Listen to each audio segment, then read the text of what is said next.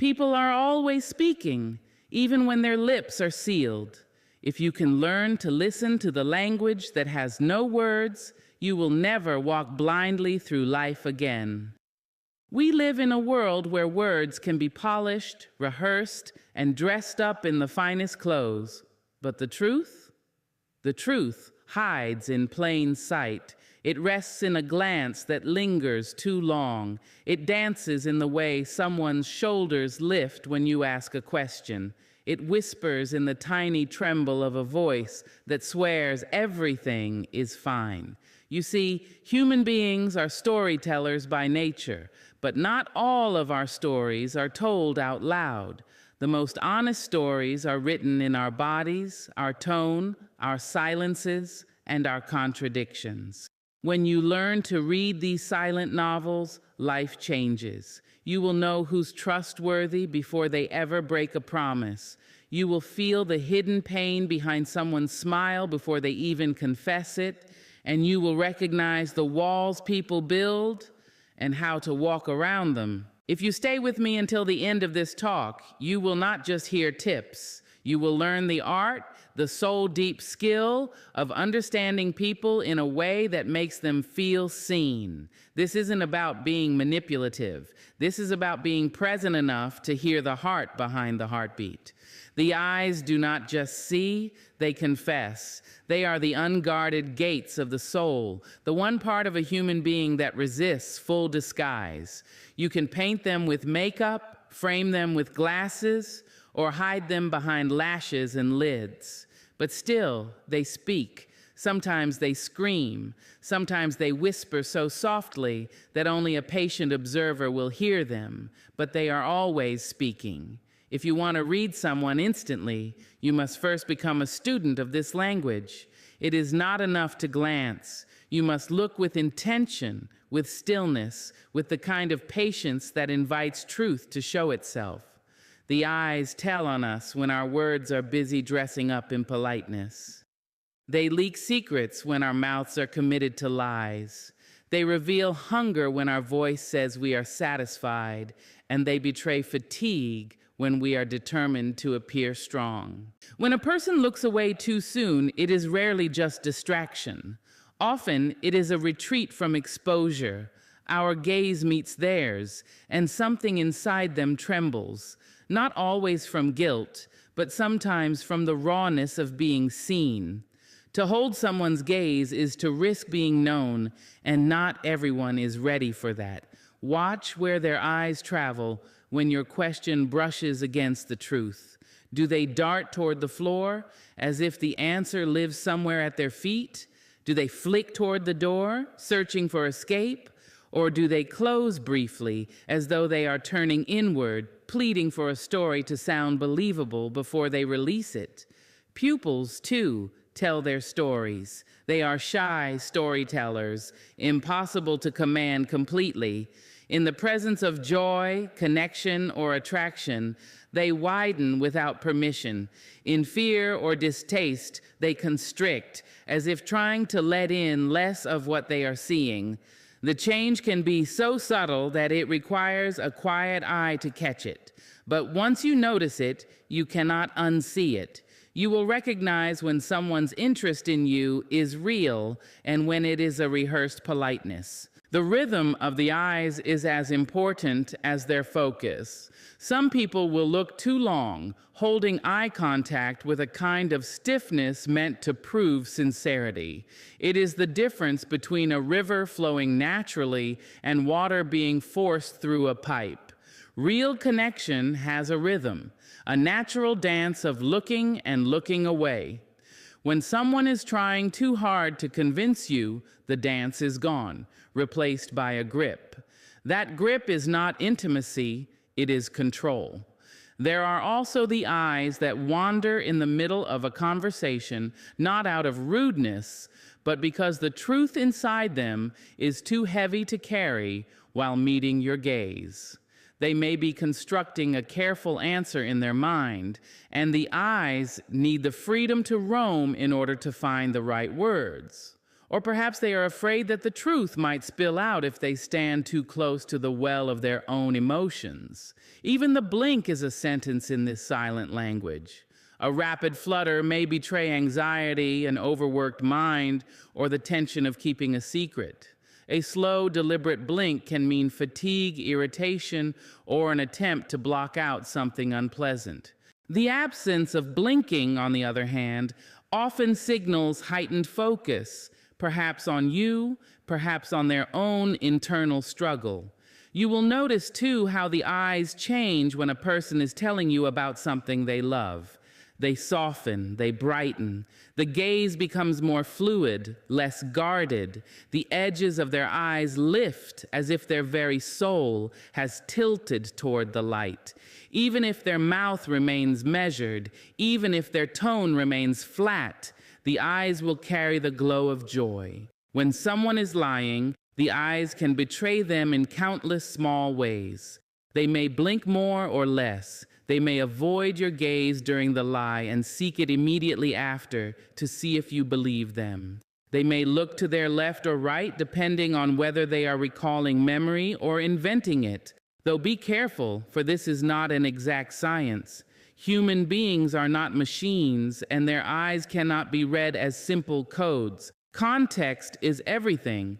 Reading the eyes is not about catching people out. It is about understanding the whole truth of their presence. A friend might tell you they are doing just fine, but if you notice their eyes glaze over when they speak, if you see the moisture gathering at the rim of their lashes, you will know there is a river they are trying to dam up. And perhaps with that knowledge, you can meet them with kindness instead of accepting their surface-level answer. Sometimes the truth in the eyes is not about the present moment at all. A certain look can carry the shadow of a past pain. It can be the flicker of recognition when you say something that touches a wound they thought had healed. It can be the guarded squint of someone who has learned to be suspicious before they've learned to be open. In those moments, you are not just reading them now, you are glimpsing the pages of chapters you were never meant to see. To truly learn this art, you must practice not just looking, but seeing. Look when people are comfortable and notice the softness in their gaze. Look when they are uncomfortable and notice the stiffness. Watch them in conversation with others. Watch them when they are unaware of being observed. See how their eyes behave when they are telling the truth versus when they are shaping it. See how their pupils react to laughter, to surprise, to discomfort. Over time, you will start to feel the shift before you even consciously see it. You will sense when the gaze is an invitation and when it is a shield. You will recognize when someone's eyes are full of yes, even if their words say no. You will understand when the brightness is genuine and when it is manufactured to keep you at a safe distance. The eyes will teach you patience because they are both obvious and mysterious. They are the most honest liars you will ever meet and the most deceitful truth-tellers. They will open doors if you respect them, and they will shut you out completely if you try to force them. But if you stand at the doorway of someone's gaze with humility, if you let them know you are there not to judge but to understand, they will tell you everything. The human voice is the trembling bridge between the hidden and the revealed. It carries more than meaning. It carries memory, emotion, history. A person may tell you they are fine, but if you close your eyes and truly listen, the voice will tell you the story their lips dare not speak. The melody may be polished, but the undertone will betray the truth. We are taught from childhood to control what we say. We rehearse our words. We choose them carefully. We practice politeness, diplomacy, deflection. But very few are taught to control the way we say them, and even fewer can manage it in moments of real emotion. That is where the truth slips through. It is not in the vocabulary, but in the vibration, not in the structure of the sentence, but in the rise and fall of the breath that carries it. The voice is a weather system. You can feel the warmth of a sunny day in a tone that's open and easy. You can feel the chill of an approaching storm in the sudden stiffness of pitch or the clipped edges of words. Some voices carry the heaviness of rain, slow and deliberate, as though every syllable is weighed down by thought. Others carry the erratic gusts of wind, words rushing out in bursts, betraying excitement, fear, or urgency. Listen to speed. When words tumble out too quickly, it can be a sign of nerves, a desire to get past something before it can be questioned. Rapid speech may also be a kind of defense, a way of throwing so much information at you that you don't have the chance to pause and look closer. On the other hand, when someone speaks unusually slowly, drawing out their phrases, it might be hesitation born of caution, or it might be the careful choreography of a lie. Notice the pauses. Silence between words can be more revealing than the words themselves. A pause before an answer may mean someone is crafting a response to protect themselves. A pause after a statement can be a silent question, a search for your reaction, a hope for reassurance. There is the pause that comes from forgetting, light, harmless, fleeting, and then there is the pause that comes from holding back, heavy, calculated, often accompanied by a shift in the eyes or the hands.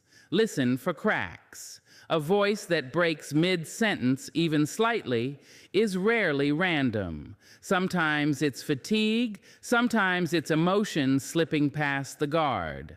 A single quiver in the middle of an otherwise steady tone can be the moment the truth almost escaped. That tremble may be so subtle that the speaker themselves does not notice. But if you do, you have been handed the key to something deeper. Pitch tells its own tale. When someone's tone rises unexpectedly at the end of a statement, it can signal uncertainty or the quiet hope that you will affirm what they have just said. A drop in pitch might mark resignation or the settling weight of reality. Voices tighten when the throat closes in fear or stress. They grow rounder and fuller when the speaker is at ease. Insecurity often shrinks the sound, making it thin and careful. Confidence, not arrogance, but true confidence, opens the voice and lets it fill the space naturally. Volume matters, but not in the way most think. Loudness is not always confidence, and softness is not always timidity. Some raise their voice to hide the shaking underneath, the way a drum can drown out a faint heartbeat. Others lower their voice when speaking their most important truths, almost as if sharing a secret with the air. The sudden change in volume, not the level itself, is the signal to notice. If someone who has been speaking loudly begins to whisper, lean in. If someone who has been quiet suddenly bursts forth, pay attention to what has cracked open inside them. Tone is perhaps the most delicate thread. You can wrap bitterness in a polite phrase, but the sharpness will hum beneath it. You can declare forgiveness with your lips, but if your tone is flat, the words will sound like hollow coins clinking in an empty jar. There is warmth that cannot be faked, a softness that seeps through without permission. There is also coldness that no arrangement of cheerful words can disguise. When you listen deeply, you will notice that people often say two things at once: what they intend to say and what they cannot help but reveal. The intention rides on the surface like a boat, while the revelation swims just below in the current. You are not listening for the boat. You are listening for the water. Context is important. Some people's voices naturally tremble, others naturally rush. But the key is to notice the shift, how the voice changes in different moments, with different subjects, with different people. The change is the truth's shadow. If a person who normally speaks with energy suddenly turns slow and quiet when discussing a certain topic, the voice is showing you where the wound lives. If someone who is usually cautious suddenly bursts into speed and laughter, they are telling you where they feel most safe. It takes practice to hear beyond the words. At first, you will notice only the obvious: anger sharpened to a blade, sadness wrapped in a sigh. But with time, you will hear the smaller things: the way joy makes the breath lighter, how guilt thickens the throat, how nostalgia stretches the vowels like taffy. You will hear how love, even unspoken, softens every consonant. And when you hear it, you will realize that most people do not know they are revealing themselves. They believe they have hidden well behind carefully chosen phrases. But the voice is a traitor to secrecy. It does not understand deceit the way the mind does. It remembers the body's truth and carries it, whether the speaker wants it to or not. Sometimes you will hear a truth that hurts. You will hear the exhaustion in a parent's voice, even as they assure their child they are fine. You will hear the longing in a friend's tone when they congratulate you. You will hear the hopelessness in the voice of someone telling you they still believe. And sometimes you will hear the beauty of joy too large to be contained, the way laughter bursts through a sentence, the way gratitude makes the voice linger on certain words like a prayer. To listen like this is to step into a place of both power and responsibility. Power, because you can see beyond the veil. Responsibility, because once you hear it, you cannot pretend you did not. The voice will teach you to look again at those you thought you knew, to realize there are worlds inside them you have yet to visit. When you truly listen beyond the words, you stop reacting to only what is said and start responding to what is meant. You will know when to challenge and when to comfort, when to question, and when to simply hold the silence for someone else to fill. You will find that the voice is not just sound, it is a confession made of breath, a diary that does not need paper. This way of listening is not something you do once and master. It is an art you carry with you, refining with every conversation, with every moment of stillness between sentences. The more you listen, the more you will hear, and the more you hear, the more human beings will reveal themselves to you without even knowing they have spoken. Before a person ever speaks, their body has already written the first chapter. Posture is the earliest and most unguarded sentence we offer to the world. It is the truth we carry without permission, the memoir our spine, shoulders, and hands are constantly writing. You can dress your body in the finest clothes, you can rehearse your words like a polished play, but your posture will betray the part of you that is too ancient, too instinctive to lie. Posture is not just about standing tall or slumping low. It is the architecture of a person's state of being. It shows where they feel safe and where they feel threatened. It speaks of confidence, defeat, joy, caution, and sometimes even rebellion. If you want to read someone instantly, you must learn to read the unspoken stories their body holds in its frame.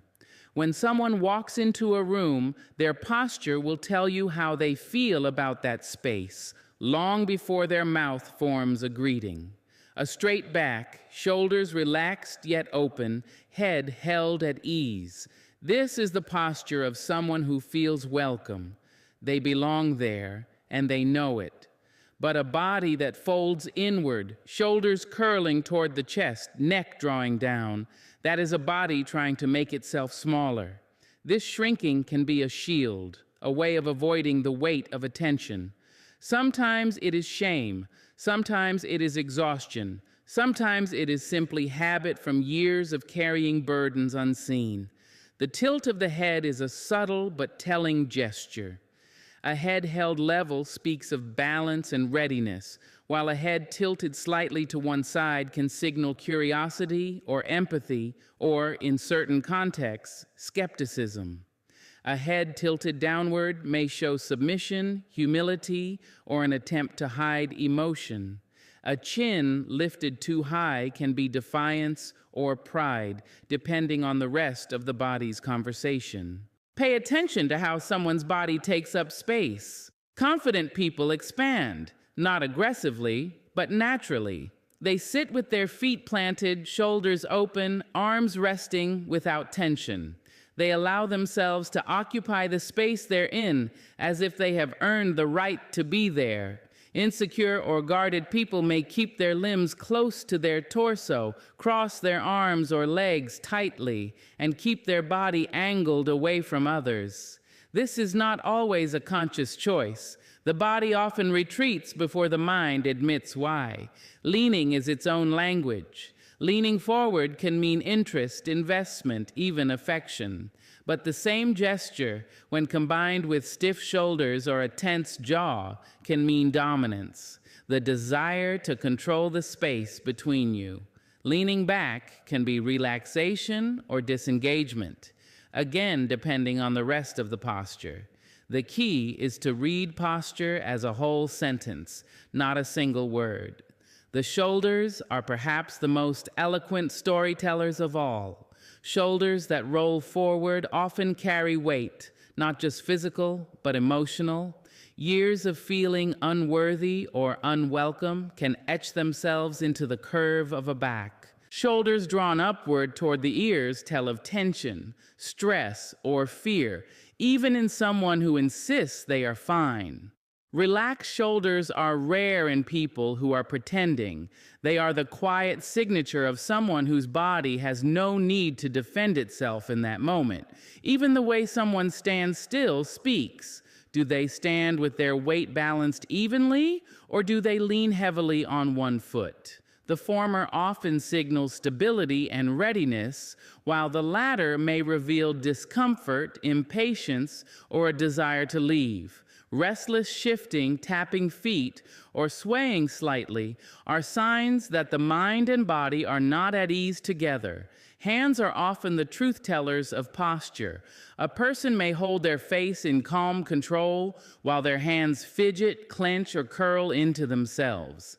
Hands stuffed into pockets can be a sign of insecurity or simply a comfort habit.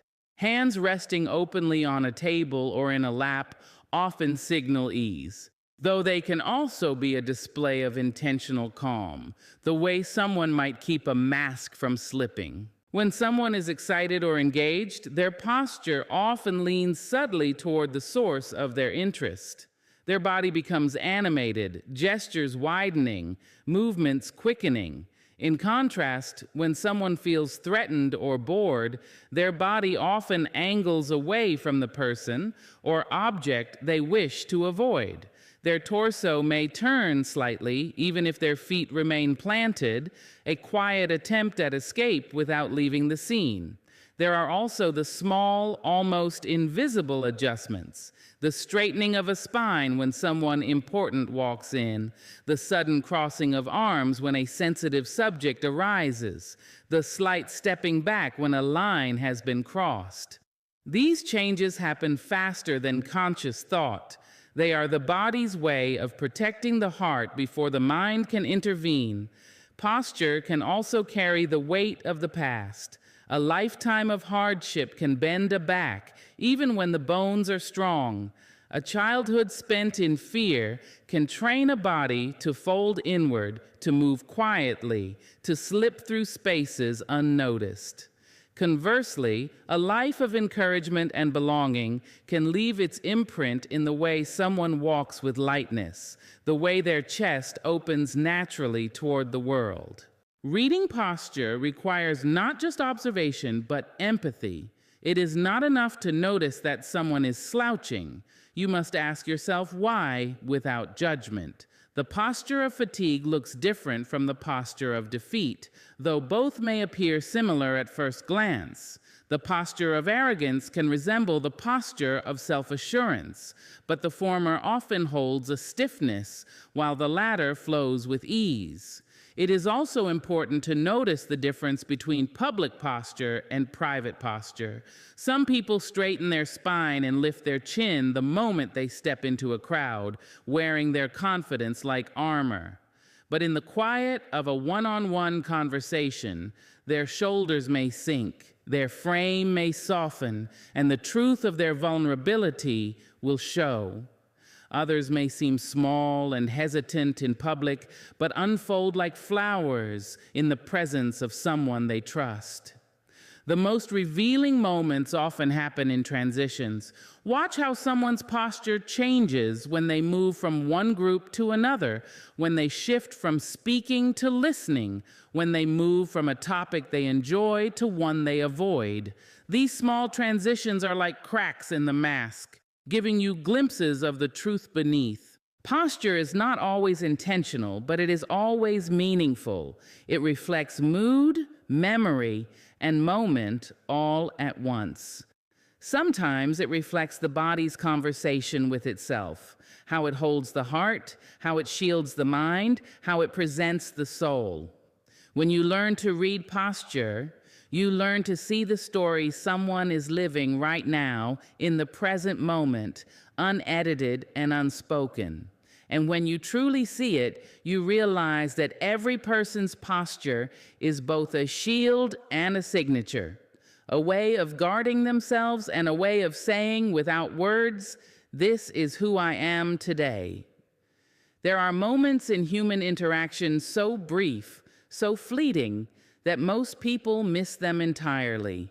They flash across the face in less than the blink of an eye, the tightening of the lips, the narrowing of the eyes, the twitch of a cheek, the sudden lift of an eyebrow. These are micro-expressions, the lightning bolts of truth that strike before the mind has time to cover the sky. Micro-expressions are pure. They are the heartbeat before the mask, the pulse of raw emotion that cannot be rehearsed or edited. You may have practiced your smile in the mirror. You may have learned to keep your tone even and your hands still, but the face, for that split second, refuses to obey. It leaps forward to declare what the soul feels, even when the mouth is busy saying something else.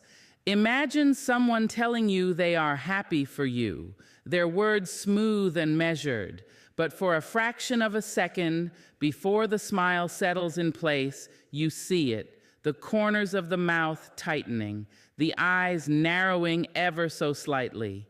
It is not malice. It may be jealousy, longing, or simply the ache of wishing they were where you are. That moment passes so quickly that if you are not paying attention, you will believe only the words. Or consider the flicker of sadness that passes through someone's face when they say they are doing fine. The eyes soften, the brows draw together, the mouth slackens just enough to tell the truth. And then, in less than a heartbeat, the face rearranges itself into a practiced expression, and you are left wondering if you imagined it. Micro-expressions are not just about lies. They are about truth trying to escape. Even in joy, they appear. A genuine smile will lift not only the lips, but the cheeks, crinkling the eyes into warmth. A forced smile stops short, never reaching the eyes, leaving them cold while the mouth pretends. That difference, however brief, is the lightning strike that tells you if the joy is real. Fear can be seen in a flash, even in the bold. The eyes widen for an instant, the mouth opens slightly, the breath catches, all before composure returns. Anger shows itself in a sudden tightening of the jaw, a flare of the nostrils, a downward pull at the brow. Surprise opens the eyes and raises the brows, but just for a moment before curiosity or confusion takes its place. The challenge is that these expressions move faster than conscious thought. They can last a quarter of a second, sometimes less. They are gone before the person speaking even knows they happened. But if you train your eye to see them, you begin to read conversations within conversations. The truth, running beneath the surface like a secret river. To notice micro-expressions, you must slow your mind even while the world rushes. It is not about staring, but about truly being present. Let the person's face be your horizon for that moment. Watch what happens when you ask a question that matters. Notice the instant between your words and their answer. In that instant, the truth often slips out, unguarded. Context is everything. Not every flicker means deceit. Sometimes a flash of disgust has nothing to do with you, but with a memory that surfaced uninvited. Sometimes the quick lift of an eyebrow is not skepticism, but surprise.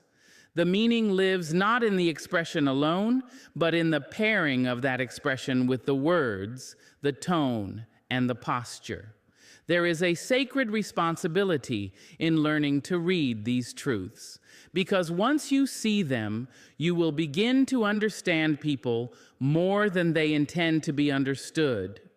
You will know when they are hurting but do not want comfort, when they are proud but afraid to show it, when they are intrigued but pretending not to be. You will know, too, when they are genuine, when the light in their face matches the light in their words. Micro-expressions remind us that truth is not always an act of will. Sometimes it is an act of reflex. You cannot choose how your face will move in that first unguarded second. It happens because the body, in its wisdom, believes in honesty even when the mind does not. The gift of noticing these lightning truths is not to use them for manipulation, but for understanding. To recognize the longing behind someone's polite smile is not to shame them, but to hold them with compassion. To see the flicker of fear in someone's face is to offer steadiness instead of pressing harder. To notice the sudden lift of joy is to join them in it, even if they try to hide it. And perhaps the most beautiful thing about micro-expressions is that they are proof of our humanity. They show that no matter how carefully we guard ourselves, we are still creatures of feeling, moved and marked by the moment. They are the lightning strikes that reveal for a heartbeat the full landscape of who we are. Distance is a language most people never learn to read, yet it speaks in every interaction. The space a person chooses to keep between themselves and others is not just physical. It is emotional architecture. It is the invisible map of where they feel safe, where they feel exposed, and where they will not allow you to go. Some people live close to others, both in body and in spirit. They stand near when they speak. They reach out to touch your arm as they laugh. They lean in when you share a thought. Their nearness is not a tactic, but a declaration. I am open to you. I am letting you in. Others keep space like a moat around a castle. Even when you step toward them, their body shifts subtly back. The message is quiet but firm. You may speak to me, but you will not cross this bridge just yet. This space is not always conscious. It is shaped by culture, by upbringing, by the unspoken lessons life has taught. In some cultures, closeness is warmth. In others, it is intrusion. In some families, hugs and touches are as natural as breathing. In others, they are rare, reserved only for moments of great significance. But beyond culture, there is the personal history, the moments that have taught someone whether nearness is comfort or danger. When you notice how someone manages space, you learn how they manage trust. The person who moves toward you as they speak is often inviting connection, testing the waters of intimacy. The one who holds themselves apart may not be cold, they may simply be careful. Sometimes distance is not rejection, it is protection, and that protection may soften over time if you prove yourself safe. Space changes with the subject of conversation. Watch how the body shifts when a new topic enters the air. You might see someone step closer without realizing it when they speak of something they love.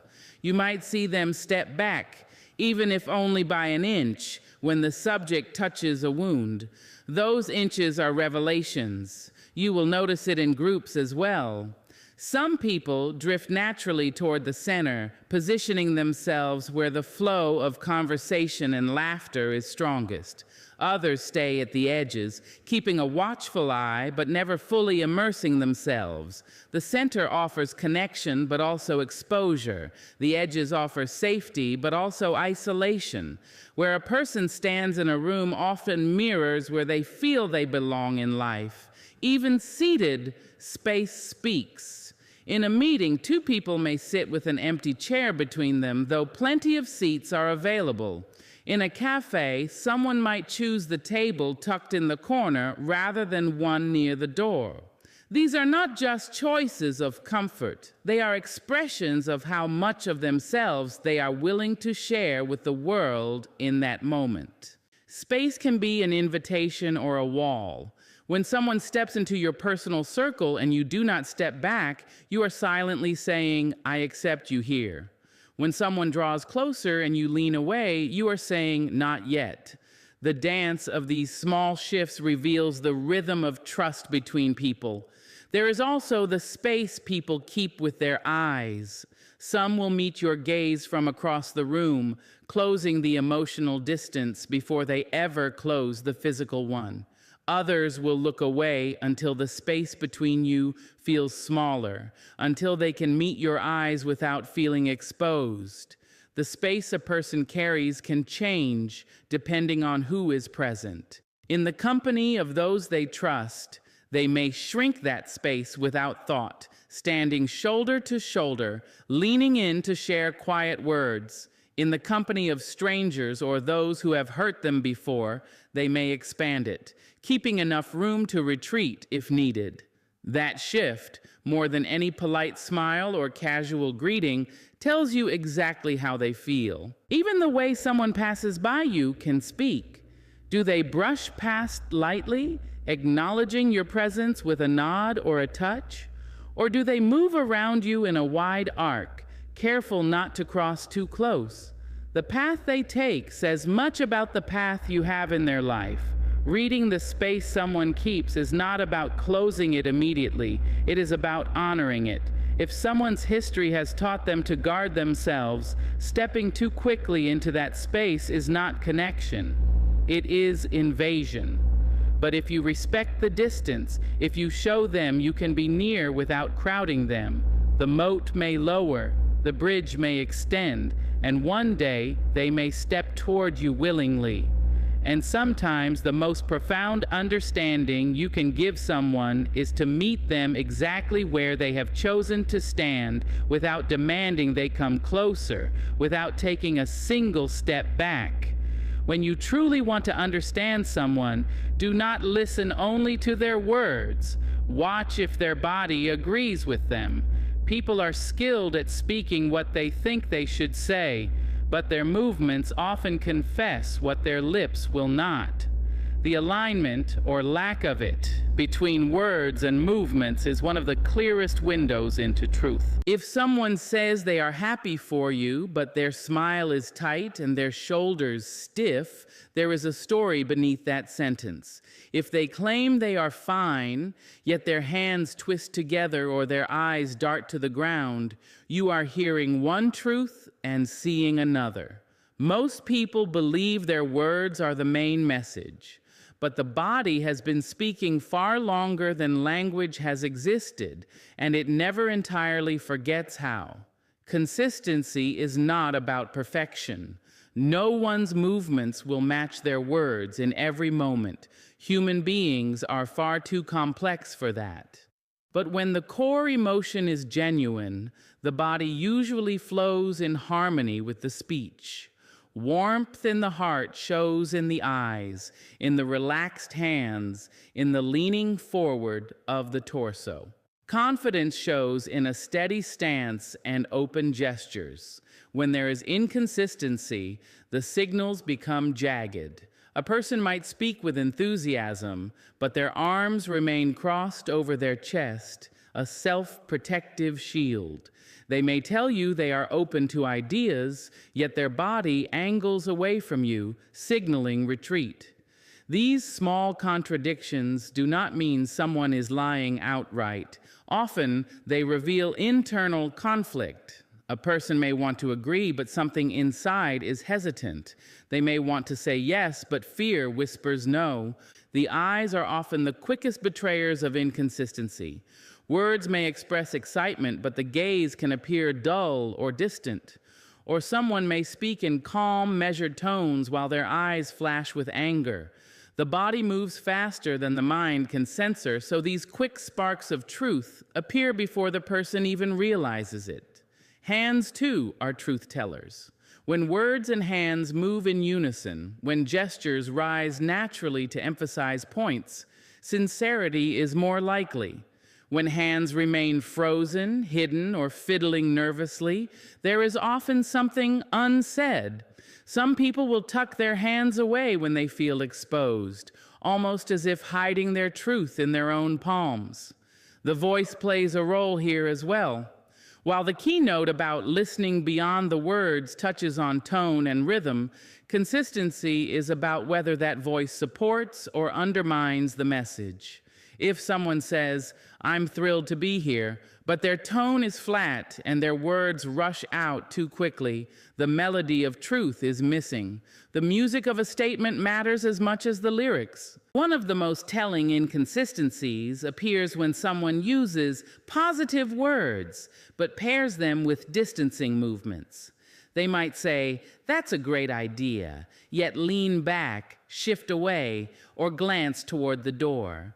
The body is already leaving the conversation while the words are trying to stay polite. Reading these signals requires patience. Do not jump to conclusions at the first sign of mismatch.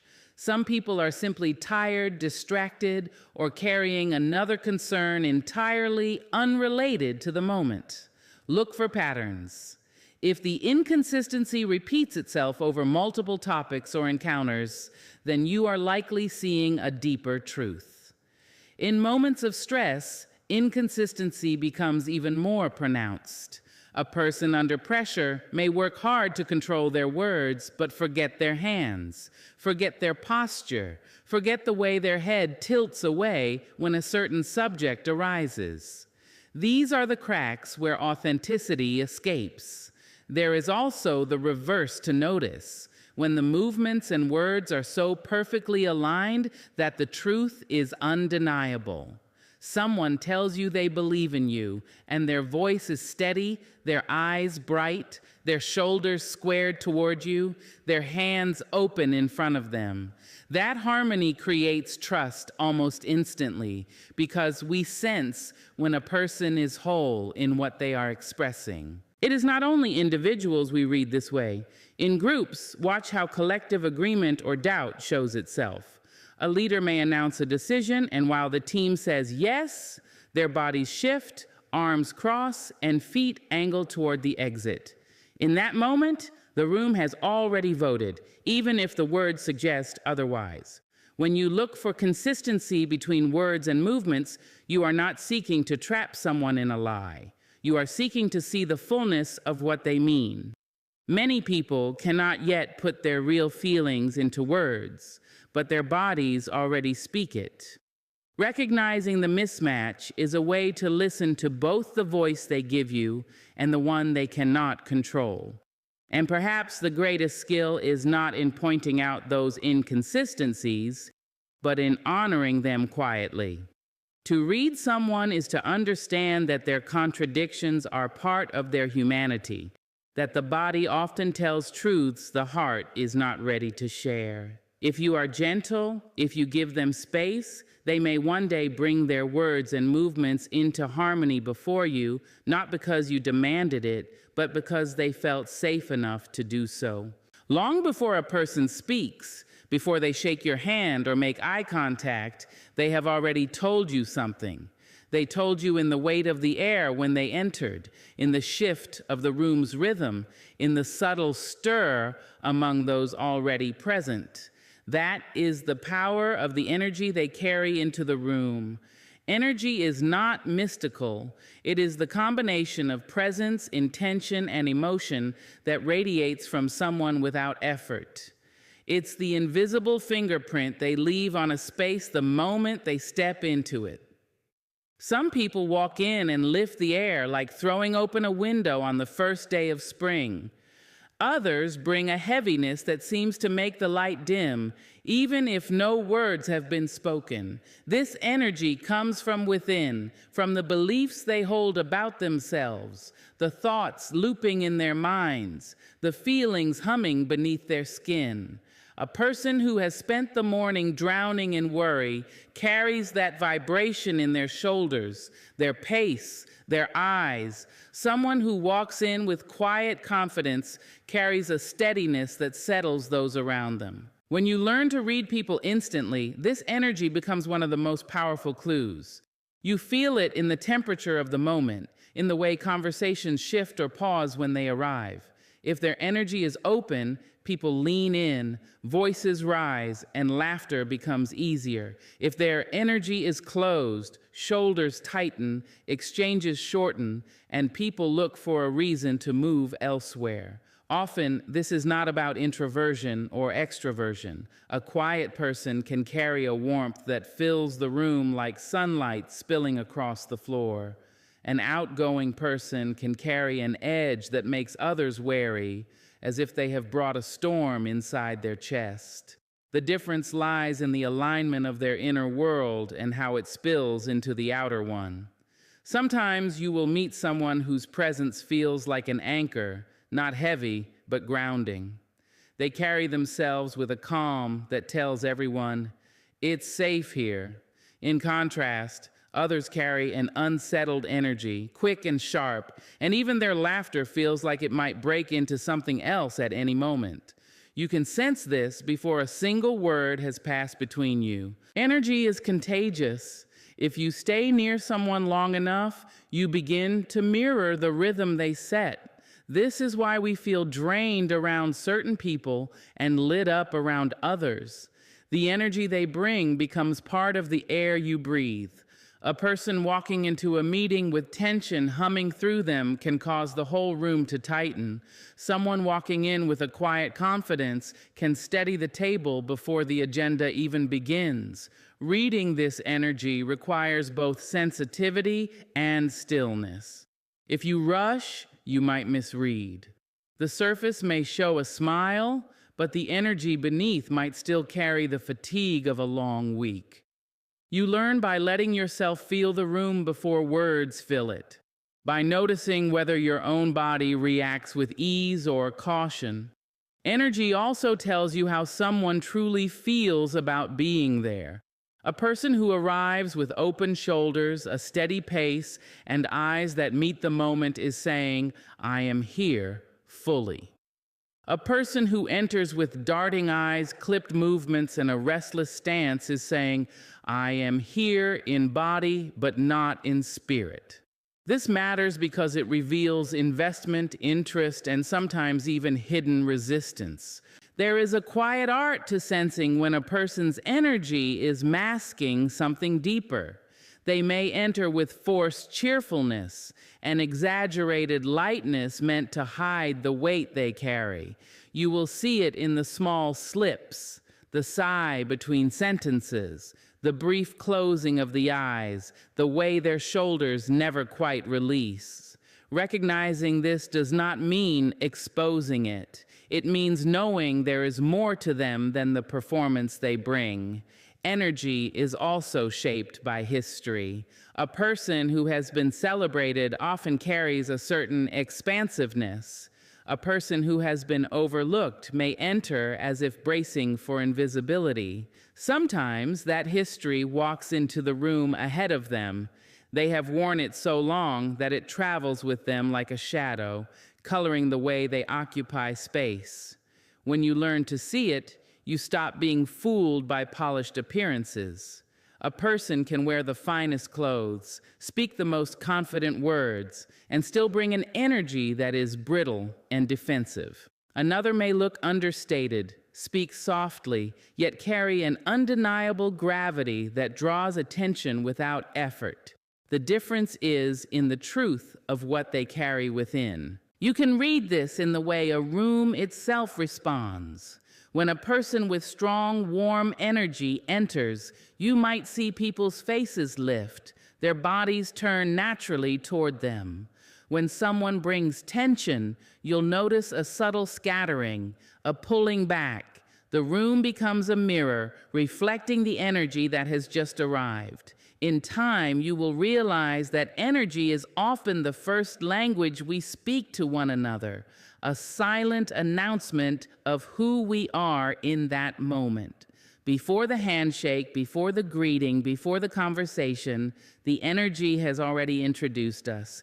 If you know how to listen, it tells you whether this person is a storm, a steady flame, a flicker in need of shelter, or a burst of light that can warm the whole space.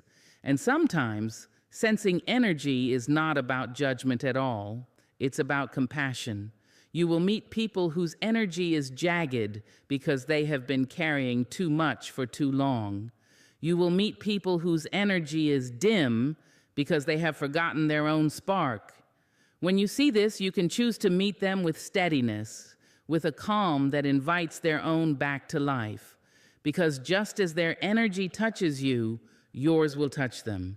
And in that moment, you become not just a reader of people, but a quiet influence on the room itself. To read people instantly is not to judge them, but to truly see them.